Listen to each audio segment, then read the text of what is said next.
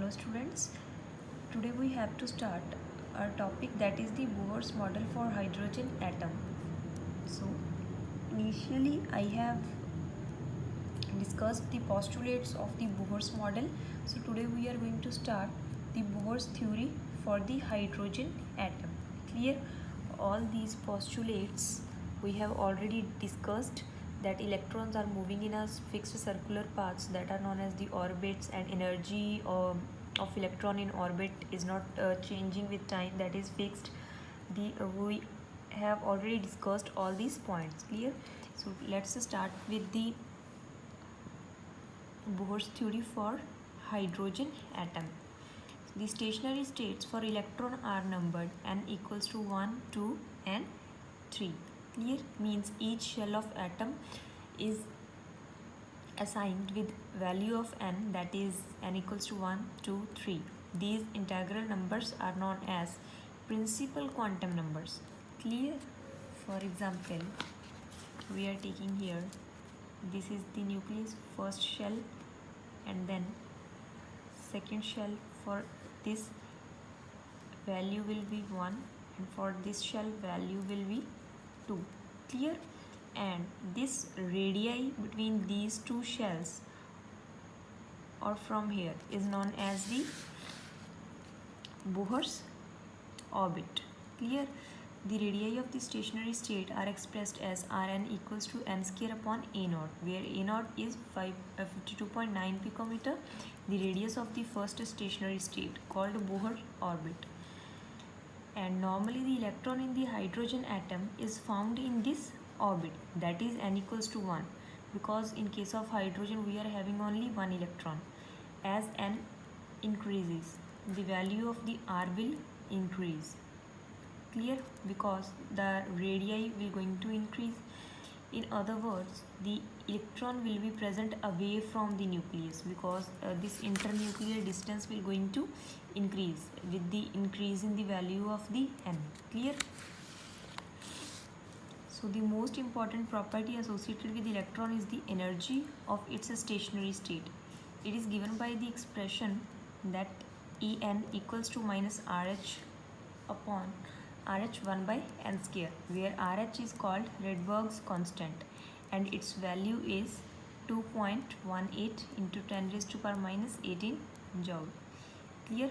The energy of the lower state, also called as ground state, its value is, because for lower state we have to take the n equals to 1. Clear? For this first shell. Clear? We are talking for this shell when we are taking the value of n equals to 1.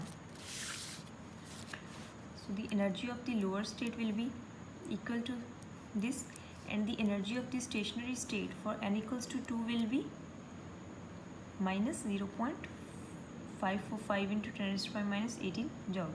Clear? And from this figure also we can have idea about the energies, that for n equals to 1 the value of the energy will be negative of 2.18 into 10 raised to power minus 18, and with increasing the value of the n we can calculate the energy of each shell. Clear?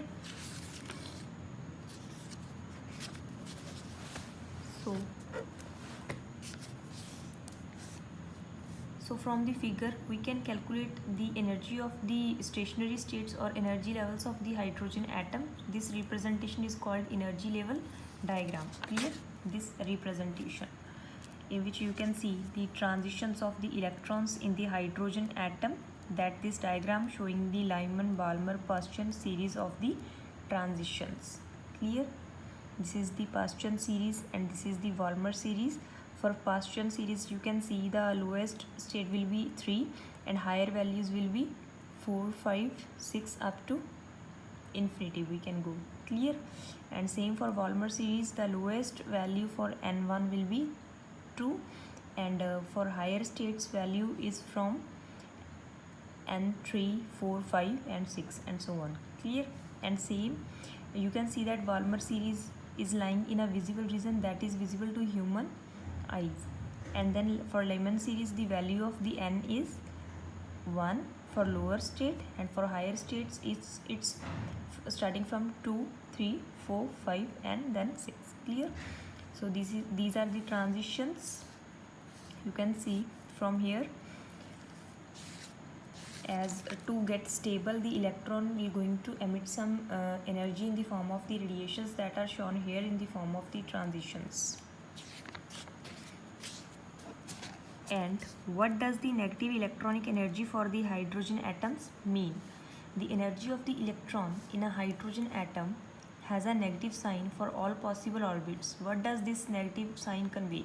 This negative sign means that the energy of the electron in the atom is lower than the energy of a free electron at rest. Clear? Means जो electron अपने को atom ਦੇ ਵਿੱਚ present ਹੈ, ਠੀਕ ਹੈ, ਇਹਦੀ energy ਆਪਾਂ ਜੋ ਇਲੈਕਟ੍ਰੋਨ ਬਿਲਕੁਲ ਰੈਸਟ ਦੇ ਉੱਪਰ ਪ੍ਰੈਜ਼ੈਂਟ ਹੈ, ਠੀਕ ਹੈ, ਉਸ ਤੋਂ ਵੀ ਕੀ ਹੈ, ਲੈਸਰ ਕੰਸੀਡਰ ਕਰ ਰਹੇ ਹਾਂ. A free electron at rest is an electron that is infinitely far away from the nuclei. Clear? A free electron at rest is an electron that is infinitely far away from the nucleus. Clear? And is assigned the energy value of 0. Means we are considering that free electron at rest is an electron that is infinitely far away from the nucleus, and that's why we are considering the energy value for free electron at rest equals to 0.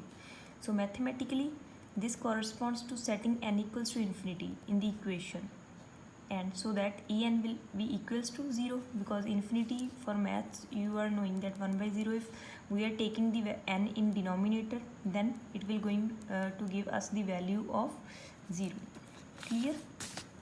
That is, if we are putting it as 1 by n square, that is negative of RH, and 1 by 0, it will going to give value of 0. Clear? That's why we are taking En equals to 0. So as the electron gets closer to the nucleus, En becomes larger in absolute value and more negative. So the most negative energy value is given by n equals to 1, which corresponds to the most stable orbit, and we call this the ground state. Clear? How much the electron is revolving near to the nuclei, its value will going to be more negative or more smaller. Clear? So when an electron is free from the influence of the nucleus, energy is taken 0, because we are considering that electron is at rest. So electron in this situation is associated with the stationary state of principal quantum number n equal to infinity, and this is called ionized hydrogen atom. Means we are considering that one electron is already lost. So when the electron is attracted by the nuclei and is present in orbit n, the energy is emitted and its energy is lowered.